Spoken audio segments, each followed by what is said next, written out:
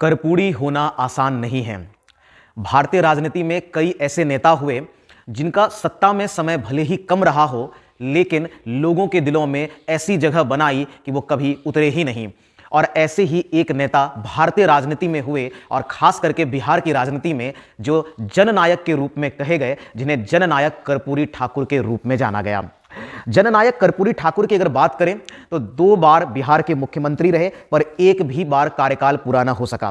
कारण था गरीबों और पिछड़े वर्गों के हितों को प्राथमिकता देने की उनकी नीति, जो उस समय के राजनीति और उस समय के जो स्वर्ण समाज है उनको बिल्कुल भी रास नहीं आया।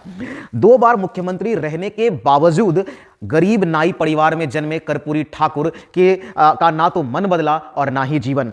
वे फटा धोती कुर्ता पहनकर रिक्शे से मुख्यमंत्री कार्यालय आते जाते अक्सर दिख ही जाते थे। कर्पूरी ठाकुर का सादा और सरल राजनीतिक जीवन वर्तमान भारतीय राजनेताओं के लिए एक उदाहरण स्वरूप है। इन्हें जननायक के अलावा दलितों का मसीहा, बिहार और भारत में आरक्षण का जन्मदाता और ऐसे कई उपाधियों से नवाजा गया। हाल में ही अगर बात करें, है ना, 24 जनवरी 2024 को उनकी 100वीं जयंती मनाई गई, और इस 100वीं जयंती को खास बनाते हुए भारतीय सरकार ने उन्हें भारत रत्न देने की घोषणा की। 2019 के बाद यह पहली बार किसी को भारत रत्न पुरस्कार दिया जा रहा है, जिसके कारण कई सारे सवाल भी इसके साथ खड़े हुए, है ना। और उनमें से एक बात यह भी है, क्योंकि इस घोषणा के बाद वर्तमान में बिहार की राजनीति में एक उथल पुथल की स्थिति शुरू हो गई है, और कई लोगों का यह भी मानना है, कई लोग इसे सरकार द्वारा राजनीतिक लाभ के लिए उठाए गए कदम के रूप में भी देखते हैं।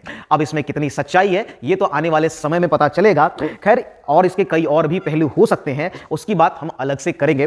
पर आज के इस वीडियो में हमारा जो मुख्य केंद्र होने वाला है वो जननायक कर्पूरी ठाकुर का पूरा जीवन होने वाला है ना। हम इस वीडियो में उनके सामाजिक राजनीतिक जीवन को समझेंगे और उनसे प्रेरित भी होंगे। नमस्कार, मेरा नाम है ज्ञानेश्वर और आप हैं मेरे साथ लर्न विद ज्ञानेश्वर के इस प्लेटफॉर्म पर एक बहुत ही महत्वपूर्ण डिस्कशन के लिए। आज का हमारा डिस्कशन इस देश के जननायक कर्पूरी ठाकुर जी हैं, है ना, जिनको जैसा मैंने कहा भी कि हाल में ही उनके जन्म दिवस 100वीं जयंती के दिन जो है उनको भारत रत्न देने की घोषणा की गई है ना। ये आप तस्वीर में देख रहे हैं, ये हैं जननायक कर्पूरी ठाकुर। आज का वीडियो क्यों महत्वपूर्ण होने वाला है? वो लोग जो भारत की राजनीति हो या बिहार की राजनीति में रुचि रखते हैं, और राजनीति अभी वर्तमान में एक बहुत बड़ा मुद्दा भी है, क्योंकि एक तरफ जो इसी साल जो है प्रधानमंत्री का चुनाव है, पुनः चुनाव है ना, वहीं इसके बाद बिहार में भी इलेक्शंस होने वाले हैं। तो इसलिए ये कर्पूरी जी का जीवन जो है वो समझना जानना बहुत जरूरी हो जाता है ना। आप किसी भी तरह के, आप विद्यार्थी हो, आप आम नागरिक हैं, है ना, आप किसी भी उम्र सीमा के हैं, कर्पूरी आपके लिए प्रेरणा के स्रोत बन सकते हैं, और इसलिए कर्पूरी को जानना भी जरूरी है। एक बहुत जो एक कहावत अक्सर जो बिहार की राजनीति में भी अक्सर सुनने को मिलती है, और वो ये है कि कर्पूरी होना आसान नहीं है। आज के इस वीडियो में हम ये भी समझेंगे कि आखिर क्यों कर्पूरी होना आसान नहीं है, आखिर ऐसा क्या कर्पूरी ठाकुर ने किया जिसके कारण इस तरह की बातें की जाती हैं, क्यों उन्हें जननायक कहा गया, क्यों उन्हें गरीबों दलितों का मसीहा कहा गया। इन सभी बातों को हम लोग समझेंगे, कर्पूरी के पूरे जीवन को समझेंगे। चलिए आज से यहां से हम लोग कर्पूरी ठाकुर के पहले कुछ सामान्य चीजों को जान लेते हैं, है ना, उनका जन्म और बाकी चीजों को, फिर हम लोग कर्पूरी ठाकुर के राजनीतिक जीवन और उनके जीवन से संबंधित उन किस्सों को सुनेंगे, जो किस्से भारतीय राजनीति में खूब, है ना, कहे जाते हैं, गांव में सुनाए जाते हैं, है ना। गांव में लोग बैठ करके कर्पूरी के जीवन के किस्से, राजनीतिक जीवन के किस्सों की चर्चा करते हैं, और क्यों कर्पूरी होना आसान नहीं है, इस सभी बातों को समझेंगे। तो कर्पूरी ठाकुर की अगर बात करें तो इनका जन्म 24 जनवरी 1924 को बिहार के समस्तीपुर जिले के पितौंजिया गांव, जिसको अब कर्पूरी ग्राम के नाम से जाना जाता है, वहां पर एक नाई परिवार में होता है। उनके पिता गोकुल ठाकुर तथा माताजी उनकी श्रीमती राम दुलारी देवी थी। इनके पिता गांव के सीमांत किसान थे और अपने पारंपरिक पेशा यानी बाल काटने का यानी नाई का काम करते थे। कर्पूरी ठाकुर को, भले ही कर्पूरी ठाकुर के पिता एक नाई थे, पर उन्होंने अपने बेटे यानी कि कर्पूरी को पढ़ाने का जिम्मा उठाया और कर्पूरी को, है ना, जो है वो शिक्षा उपलब्ध करवाई। परिणाम था कि अंग्रेजों के उस जमाने में जिस समय मैट्रिक पास करना बड़ी बात होती थी, बहुत बड़ी बात होती थी, फर्स्ट डिवीजन से खास करके मैट्रिक पास करना तो बहुत कठिन होता था, क्योंकि उस समय जो है अंग्रेज बिहार में भी जो मैट्रिक के एग्जाम्स होते थे उसमें अंग्रेजी जो विषय है वो अनिवार्य होता था, और ये वही व्यक्ति हैं जिसने बिहार की शिक्षा से अंग्रेजी विषय की अनिवार्यता को हटा करके शिक्षा को आम जन तक पहुंचाया था। मैट्रिक की जो पढ़ाई है उसको निःशुल्क करवाने वाले व्यक्ति भी यही थे। ऐसे कई कार्य हैं जिनको भी हम लोग समझेंगे और कर्पूरी के उन कहानियों को भी समझेंगे। 1938 ईस्वी में कर्पूरी मैट्रिक परीक्षा पास करते हैं। उनकी मैट्रिक परीक्षा पास करने से संबंधित कहानी भी है। कहा जाता है कि उनके पिता, चूंकि मैट्रिक की परीक्षा पास करना उसमें बहुत दुर्लभ बात होती थी, जब वो फर्स्ट डिवीजन से पास करते हैं तो उनके पिता उन्हें एक जमींदार के पास लेकर के जाते हैं पास के। उनको ये, चूंकि बहुत खुश थे और उनको ये था कि हो सकता, मतलब जमींदार जो है उनको कर्पूरी के आगे की पढ़ाई के लिए उनका समर्थन करेंगे। तो जब वो जमींदार के पास पहुंचते तो जमींदार जो है वो चारपाई पर लेटे हुए थे, और जब इन्होंने बताया कि मेरा बेटा जो है ना, जब कर्पूरी जी के पिताजी ने बताया गोकुल ठाकुर ने कि जो कर्पूरी जी है उन्होंने मैट्रिक की परीक्षा प्रथम श्रेणी से पास की है, तो यह बात सुनने के बाद उनका एक स्टेटमेंट आता है, ठीक है, और वो कहते हैं क्या, है ना, वो जमींदार कहते हैं कि बहुत अच्छा है ना, अब आओ गोर दबाओ। ये है ना, ये लाइन जो है वो कर्पूरी जी के दिल में घर कर गया, है ना, कि एक जो मैट्रिक जैसी परीक्षा उस समय जो बहुत कठिन होती थी उसको पास करने वालों की इज्जत और उसका जो मान है इस तरह से रखा गया, ठीक है, कि उन्हें कहा गया कि आओ गोर दबाओ। बाद में यही कर्पूरी ठाकुर के पैर जो है वो भारतीय राजनीति में ऐसे जमे कि उन्हें उखाड़ पाना भी मुश्किल लग रहा था, ठीक है।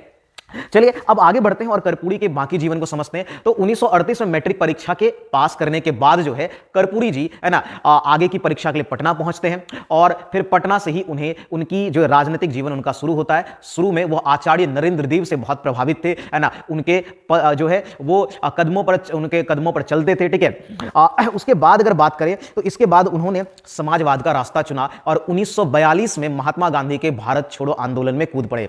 मात्र 17 वर्ष की आयु में उन्हें जेल भी जाना पड़ा, है ना, और बहुत लंबा समय, बहुत अच्छा खासा समय उन्होंने जेल में बताया। बट जब जेल से वे बाहर निकले तो वो एक राजनेता के रूप में और एक लीडर के रूप में उनकी ख्याति बन गई।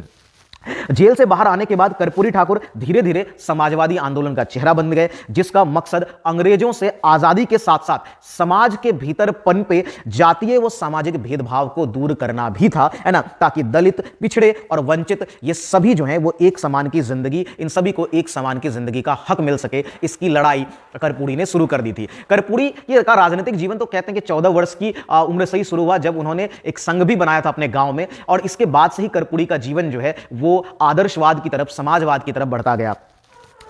इसके बाद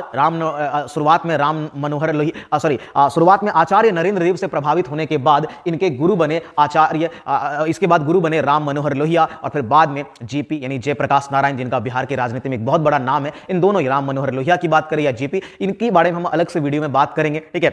तो ये दोनों उनके राजनीतिक गुरु बने, ये इनको अपना राजनीतिक गुरु मानते थे, और यहीं से कर्पूरी की जो है राजनीतिक जीवन की शुरुआत होती है। इस राजनीतिक जीवन में कई किस्से हैं, हम उन किस्सों को आगे भी देखेंगे, है ना, और फिर ये समझेंगे भी कि क्यों कर्पूरी होना आसान नहीं है। लेकिन पहले कुछ सामान्य जानकारियों को लगते हैं। 1952 में पहली बार वो विधायक बने, है ना, उस समय वो शिक्षा का भी काम करते थे, शिक्षा देने का, है ना, शिक्षक का।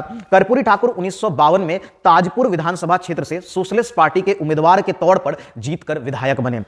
इसके बाद वह कभी विधानसभा का चुनाव, कहा जाता है, कभी वो हारे नहीं। 1984 तक वो विधानसभा का चुनाव नहीं हारे। हाँ, इस बीच में उन्होंने एक बार वो लोकसभा का चुनाव जरूर हारे थे, पर विधानसभा का चुनाव वो कभी नहीं हारे।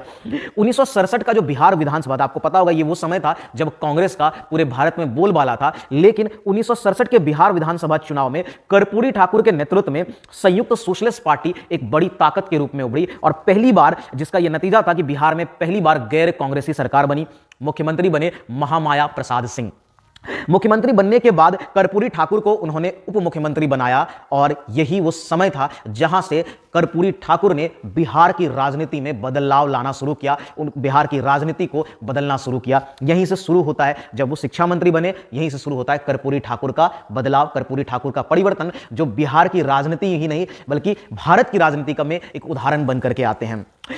इसके बाद देखिए, जैसे ही वो शिक्षा मंत्री बने, उनकी सबसे पहली और सबसे बड़ी पहल थी, जिसका विरोध भी बहुत ज्यादा हुआ, वो था कि अंग्रेजी विषय को उन्होंने, है ना, जो मैट्रिक की परीक्षा है उसमें अंग्रेजी विषय की अनिवार्यता को समाप्त कर दिया, और इसके चलते उनकी आलोचना भी खूब हुई। लेकिन हकीकत तो यही है कि शिक्षा को आम लोगों तक पहुंचाने का उन्होंने काम किया।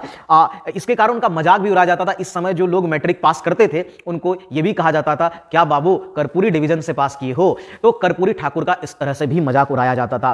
खैर, मजाक चाहे जो भी किया उड़ाया जा रहा हो, लेकिन कर्पूरी के प्रयासों ने शिक्षा को आम जन तक, गांव गांव, गरीब तबके, दलितों तक पहुंचाने का काम किया। इस दौर में उनकी कोशिशों के चलते मिशनरी स्कूलों में भी हिंदी में शिक्षा या पढ़ाई शुरू हो गई। आर्थिक तौर पर गरीब बच्चों की स्कूल की फी माफ होने लगी, का भी काम किया उन्होंने। वो देश के पहले मुख्यमंत्री थे जिन्होंने अपने राज्य में मैट्रिक तक की मुफ्त पढ़ाई की घोषणा की। उन्होंने राज्य में उर्दू विषय जो है उसको भी राजकीय भाषा का दर्जा देने का काम किया, है ना। 1971 में वो पहली बार मुख्यमंत्री बनते हैं और मुख्यमंत्री बनने के बाद फिर वही आंदोलनकारी रूप, वही परिवर्तन की, है ना, परिवर्तन का काम उन्होंने शुरू किया। 1971 में मुख्यमंत्री बनने के बाद सबसे पहला काम जो उन्होंने किया, उन्होंने किसानों को बहुत बड़ी राहत दी, और वो राहत था कि जो गैर लाभकारी जमीन थी उस पर जो मालगुजारी टैक्स था उसको उन्होंने बंद कर दिया। 5 एकड़ से कम जोत वाली भूमि पर भी जो मालगुजारी टैक्स थी उसको खत्म कर दिया। साथ में जिन भूमि से किसानों को मुनाफा नहीं होता था उनसे भी टैक्स को हटा दिया, ठीक है। बिहार के एक और इसमें आता है कि बिहार का जो मुख्यमंत्री सचिवालय है, ठीक है, उसकी इमारत में जो लिफ्ट होते थे उसको जो दलित वर्ग के कर्मचारी या चतुर्वर्गीय कर्मचारी जो है, ठीक है, उनके लिए वो उपलब्ध नहीं थी। मुख्यमंत्री बनने के बाद, है ना, उन्होंने तुरंत ही चतुर्थ वर्गीय कर्मचारी जो ग्रुप डी जिसको हम लोग बोलते हैं के लिए भी लिफ्ट को इस्तेमाल करने की सेवा को शुरू किया। ये चीजें भले ही सुनने में छोटी लगती हो पर ये सारी पहल उस समय के राजनीति में एक बहुत बड़ा परिवर्तन था, एक बहुत बड़ा, है ना, एक संदेश, राजनीतिक संदेश था भारतीय राजनेताओं के लिए। उसके बाद उन्होंने क्या किया, 1971 में जब वो मुख्यमंत्री बने तो मुख्यमंत्री का कार्यकाल उनका बहुत समय रहा नहीं, 6 महीने तक ही वो मुख्यमंत्री रहे। इसके बाद वो दोबारा 1970 में फिर से मुख्यमंत्री बनते हैं। दोबारा मुख्यमंत्री बनने के बाद उन्होंने वो निर्णय लिया जिसने भारतीय राजनीति और भारतीय समाज में, है ना, एक बहुत बहुत बड़ा बदलाव, है ना, लाया, और एक कहिए कि एक बहुत बड़ा आंदोलन शुरू किया, और वो आंदोलन था आरक्षण का। वैसे तो भारत में आरक्षण की शुरुआत मंडल कमीशन से होती है, लेकिन उससे कहीं पहले, है ना, उससे 10 वर्ष पहले मुंगेरी लाल कमीशन को उन्होंने बनाया था और मुंगेरी लाल कमीशन की सिफारिशों को लागू किया। मुंगेरी लाल कमीशन के सिफारिशों के आधार पर उन्होंने राज्य में सरकारी नौकरियों में आरक्षण लागू किया, और ऐसा करने वाले, यानी कि ओबीसी आरक्षण लागू करने वाला बिहार देश का पहला राज्य भी बना, पहला सूबा बना। और 11 नवंबर 1978 को महिलाओं के लिए 3% और जो गरीब स्वर्ण समाज उनके लिए 3% और ओबीसी के लिए 20%, यानी कुल 26% आरक्षण की जो है वो घोषणा इन्होंने की। युवाओं को रोजगार देने के प्रति भी उनकी प्रतिबद्धता इतनी थी कि कहा जाता है कि एक कैंप आयोजित करके उन्होंने 9000 से ज्यादा इंजीनियर और डॉक्टरों को एक साथ नौकरी दी, इतने बड़े पैमाने पर एक साथ राज्य में। इसके बाद आज तक जो है वो इंजीनियर और डॉक्टर बहाल नहीं हुए। ये कर्पूरी ठाकुर थे, ये कर्पूरी ठाकुर का काम था। मुख्यमंत्री रहते हुए उन्होंने राज्य के सभी विभागों में हिंदी में काम करने को अनिवार्य बना दिया। इतना ही नहीं, उन्होंने राज्य सरकार के कर्मचारियों के समान वेतन आयोग को भी राज्य में लागू करने का काम किया। और ऐसे कई सारे काम हैं जिनको कर्पूरी ठाकुर ने अंजाम दिया और बिहार की राजनीति को ही बदल दिया। कर्पूरी ठाकुर से संबंधित बात करते हैं अब उन किस्सों को समझते हैं जिसने कर्पूरी को कर्पूरी बनाया, है ना। अब उन किस्सों को समझने के लिए, है ना, हम यहां पर मैं आपके साथ कुछ कर्पूरी ठाकुर के उनकी ईमानदारी की जो मिसाल दी जाती थी, क्यों दी जाती थी, अभी हम इनको समझेंगे। हम समझेंगे कि क्यों कर्पूरी को कर्पूरी कहा गया, है ना। उनमें से कई सारी कहानियां हैं। एक ये भी है कि कर्पूरी ठाकुर मुख्यमंत्री होते हुए भी झोपड़ी के ही वो मालिक रहे, यानी कि उन्होंने एक पक्का मकान तक नहीं अपने लिए बनवाया। कई कहानियां, कई किस्से हैं, उनमें से मैं आपको एक एक करके कुछ किस्से सुनाता हूं। एक किस्सा है जब उनका देहांत हुआ था, है ना, तो उनका देहांत 64 वर्ष की उम्र में 17 फरवरी 1988 को होता है, दिल का दौरा पड़ने से। और कर्पूरी ठाकुर के निधन के बाद हेमवंती नंदन बहुगुणा, जो कि उस समय उत्तर प्रदेश के मुख्यमंत्री थे, वो उनके घर आए थे, है ना, उनके निधन के बाद आए थे। और कर्पूरी ठाकुर की पुश्तैनी झोपड़ी देखकर बहुगुणा रो पड़े थे। उन्होंने एक संस्मरण में लिखा भी था कि उनकी आंखों से आंसू नहीं रुक रहे थे। कारण था कर्पूरी ठाकुर के घर को देख करके वो व्यक्ति जो 2 बार बिहार का मुख्यमंत्री रहा हो, वो व्यक्ति जो 1952 से विधायक रहा, 84 तक वो कभी विधायक के पद से नहीं हटा, उस व्यक्ति का घर आज भी उस समय तक भी झोपड़ी का ही था। उन्होंने अपने परिवार के लिए, है ना, कुछ जमा नहीं किया, अपने परिवार के लिए कुछ बचा करके नहीं रखा, वो आम जन की ही सोचते रहे। उनमें से एक और किस्से मैं आपको उन कुछ किस्सों को सुनाता हूं, है ना, बताता हूं जो कर्पूरी को कर्पूरी बनाता है। इनमें से एक कहानी है 1952 में जब कर्पूरी ठाकुर विधायक बने थे तो उन्हें दोनों उनका ऑस्ट्रिया जाने का दौरा होता है ना, और जाने वाले एक प्रतिनिधिमंडल में उनका चयन होता है। तो उनके पास कोट तक नहीं था ऑस्ट्रिया जाने का। ऑस्ट्रिया में चूंकि ठंड रहती है, ठीक है, ठंड पड़ती है, तो उनके पास कोई एक कोट भी नहीं था, तो उन्होंने एक दोस्त से कोट मांगा। दोस्त ने कोट तो दिया, लेकिन वो कोट भी फटा हुआ था और कर्पूरी वो फटा हुआ कोट पहनकर ऑस्ट्रिया चले जाते हैं, है ना। और वहां यूगोस्लोवाकिया के जो शासक हैं मार्शल टीटो ने उनकी ये हालत देखकर कहा जाता है कि उन्हें एक कोट गिफ्ट किया था। ऐसे थे कर्पूरी ठाकुर, और इसलिए भी कहते हैं कि कर्पूरी होना आसान नहीं है। कर्पूरी ठाकुर के जीवन के कई किस्सों में से एक किस्सा आता है ना, कि जब कहा जाता है कि उनके मुख्यमंत्री बनने के बाद उनके पिता गोकुल ठाकुर ने नाई का अपना जो पारंपरिक काम है, मुख्यमंत्री के पिता होने के बावजूद भी उन्होंने अपने नाई का काम या अपने नाई का जो पारंपरिक पेशा है नहीं छोड़ा। उनसे एक जो पत्रकार ने जब उनसे जाकर के पूछा था तो उन्होंने ये कहते, तब उन्होंने ये कहा था कि मेरा बेटा मुख्यमंत्री बन तो गया है, लेकिन मेरे लिए वो अब भी बेरोजगार है क्योंकि वह मुझे पैसे नहीं भेजता है। आप और उनके पिता की एक तस्वीर भी शेयर हुई थी, है ना, एक प्रधानमंत्री और उनके बेटे की कहानी। और यहां पर आपको तस्वीर शायद थोड़ी बहुत धुंधली, चुकी है, बहुत पुरानी तस्वीर है, ठीक है, तो आपको धुंधली दिख रही होगी, ठीक है। तो वो क्या उन्होंने कहा कि मेरा बेटा अब भी बेरोजगार है, ठीक है, क्योंकि वो मुझे अभी भी पैसे नहीं भेजता। ऐसे थे कर्पूरी ठाकुर, और इसलिए भी कहते हैं कि कर्पूरी होना आसान नहीं है।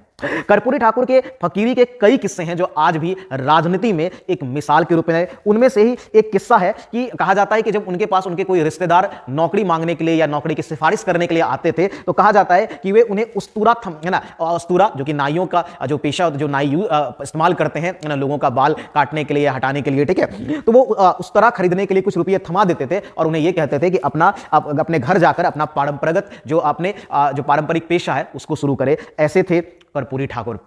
कर्पूरी ठाकुर के से संबंधित एक और बहुत प्रसिद्ध किस्सा भी है। कहा जाता है कि पटना में 1977 में जेपी का जन्मदिन मनाया जा रहा था, जयप्रकाश नारायण के घर पर उनका जन्मदिन मनाया जा रहा था, और इसमें जनता पार्टी के उस समय के बहुत बड़े बड़े लीडर, उसमें चंद्रशेखर, नानाजी देशमुख जैसे सभी दिग्गज नेता मौजूद थे, और वहां मौजूद थे कर्पूरी ठाकुर भी। उस समय वो मुख्यमंत्री बने थे। कर्पूरी ठाकुर बिहार के मुख्यमंत्री थे, ये उनका दूसरा टर्म था। कर्पूरी ठाकुर अपने चिर परिचित वेशभूषा यानी फटा हुआ कुर्ता, पुरानी चप्पल और आंखों पर मोटे फ्रेम का चश्मा लगाकर वहां कमरे में दाखिल हुए, और जैसे ही दाखिल हुए तो वहां जो मौजूद लोग थे, ठीक है, उन्हें इस हाल में देख करके वो मुस्कुराने लगे, और उन्होंने में से कुछ लोगों ने इस पर टिप्पणियां भी करनी शुरू की। उनमें से एक टिप्पणी करते हुए किसी ने कहा कि किसी मुख्यमंत्री के ठीक ढंग से गुजारे के लिए कितना वेतन मिलना चाहिए। यह सब देख करके उस समय जो चंद्रशेखर थे, ठीक है, उन्हें थोड़ा बुरा लगा, और उन्होंने क्या किया, अपने लंबे कुर्ते को फैलाकर सबसे चंदा मांगना शुरू किया। वो सबके सामने जमा जाकर कहते, ये जो चंदा है वो कर्पूरी कुर्ता फंड के लिए चंदा दीजिए। और इस तरह चंद्रशेखर ने फैलाए कुर्ते में कुछ 100 रुपये, है ना, जमा हो गए, और ये रुपये जो है वो कर्पूरी ठाकुर को, है ना, दिए ताकि वो इससे अपने लिए 2 जोड़ा अच्छा धोती कुर्ता खरीद लें। कर्पूरी ठाकुर ने रुपया स्वीकार तो जरूर किया, लेकिन उसको जेब में रखते हुए बड़ी सादगी से कहा कि मैं ऐसा ही ठीक हूं, इसे मैं मुख्यमंत्री राहत फंड में डाल दूंगा। ऐसे थे कर्पूरी ठाकुर, और इसलिए भी कर्पूरी होना आसान नहीं है। एक तरफ जब आप वर्तमान राजनीति को देखते हैं, जहां राजनेता सूट बूट, बड़ी बड़ी गाड़ियां और चुनाव में करोड़ों के खर्चे की बात करते हैं, वहीं कर्पूरी ठाकुर थे जो मुख्यमंत्री होते हुए भी फटा धोती कुर्ता और चप्पल पहनने से बिल्कुल भी, है ना, घबराते नहीं थे, बिल्कुल भी संकोच नहीं करते थे। ऐसे थे कर्पूरी ठाकुर। कर्पूरी ठाकुर को लेकर के एक और किस्सा देखने को मिलता है। उत्तर प्रदेश के ही मुख्यमंत्री रहे, है ना, हेमवती नंदन बहुगुणा, है ना, उन्होंने अपने एक संस्मरण में लिखा कि कर्पूरी ठाकुर की आर्थिक तंगी को देखते हुए उनके मित्र देवीलाल ने पटना में अपने एक हरियाणवी मित्र से कहा था, कर्पूरी जी कभी आपसे अगर 5-10 हजार रुपये मांगे तो आप उन्हें दे देना, और वह मेरे ऊपर आपका कर्ज रहेगा। इसके बाद देवीलाल ने अपने मित्र से कई बार पूछा, भाई कर्पूरी जी ने कुछ मांगा है? तो उनका जवाब, उनके मित्र का हर बार यही जवाब आता था, कर्पूरी जी तो कुछ मांगते ही नहीं है। ऐसे थे कर्पूरी ठाकुर, और ये होता है कर्पूरी होना। इनसे जुड़े किस्सों में एक और बहुत प्रसिद्ध किस्सा है कि एक बार उनके गांव में कुछ दबंग सामंतों ने उनके पिता को अपमानित करने का प्रयास किया, और उसके बाद क्या हुआ, खबर फैली, तो जो जिला अधिकारी है वो गांव में कार्रवाई के लिए पहुंचे, पर कर्पूरी ठाकुर ने कार्रवाई करने से इनकार कर दिया। और क्या कहा, उन्होंने कहा कि दलितों और दबे और पिछड़ों का अपमान तो गांव गांव में हो रहा है, अगर उन सब पर कार्रवाई हो तो फिर कोई बात है। और ऐसे थे कर्पूरी ठाकुर। एक और किस्सा मैं आपको सुनाता हूं। एक और उदाहरण है कि 1974 में कर्पूरी ठाकुर के बेटे का चयन मेडिकल कॉलेज में होता है ना, मेडिकल की पढ़ाई के लिए होता है, पर वे बीमार पड़ जाते हैं और राम मनोहर लोहिया हॉस्पिटल में भर्ती थे। हार्ट की सर्जरी होनी थी। इंदिरा गांधी ने अपना एक सांसद भेज करके, ठीक है, और उनको एम्स में भर्ती भी कराया। इंदिरा गांधी खुद 2 बार मिलने गई, लेकिन उनका इलाज नहीं हो पा रहा था। इसके बाद इलाज के लिए अमेरिका भेजने की पेशकश की गई, तो सरकारी खर्च पर, है ना, इंदिरा गांधी ने उनको वहां भेजने की बात कही। जब यह बात कर्पूरी ठाकुर को पता चला तो उन्होंने है ना, कहा कि वे मर जाएंगे पर बेटे का इलाज जो है वो सरकारी खर्चे पर नहीं करेंगे। बाद में जीपी कुछ व्यवस्था करके न्यूजीलैंड भेजकर उनके बेटे का इलाज कराते हैं। ऐसे कथे कर्पूरी ठाकुर, ऐसे और इस तरह से वो बने जननायक, है ना। और उनमें से एक और कहानी बहुत प्रसिद्ध है उनको लेकर के, और ये कहानी, ये किस्सा है प्रधानमंत्री चौधरी चरण सिंह का। चुनाव से संबंधित ही कुछ कार्यों के लिए वो बिहार आए हुए थे और वो कर्पूरी जी से मिलने उनके घर पहुंचे। चौधरी चरण सिंह उत्तर प्रदेश के जो है पश्चिमी उत्तर प्रदेश के रहने वाले थे, कदकाठी, अच्छी खासी कदकाठी थी। तो जब वो कर्पूरी जी के घर घुस रहे थे तो उनका माथा जो है वो दरवाजे से टकरा गया। तो उन्होंने तेज में आकर के उन्होंने कहा भी, करे कर्पूरी घर का दरवाजा तो ऊंचा कर लो, है ना। और इस पर कर्पूरी का जवाब क्या आता है, ये देखिए कि जब तक बिहार के हर एक गरीब का घर नहीं बन जाता, मेरा घर अगर बन भी गया या मेरा घर बन जाने से आखिर क्या होगा। ऐसे थे कर्पूरी ठाकुर और इसलिए वो जननायक कर्पूरी ठाकुर कहलाए। और इसलिए भी लोग और भारतीय राजनीति और बिहार की राजनीति में यह कहा जाता है कि कर्पूरी होना आसान नहीं है। और ऐसे थे जो भारत के कर्पूरी और बिहार के कर्पूरी ठाकुर।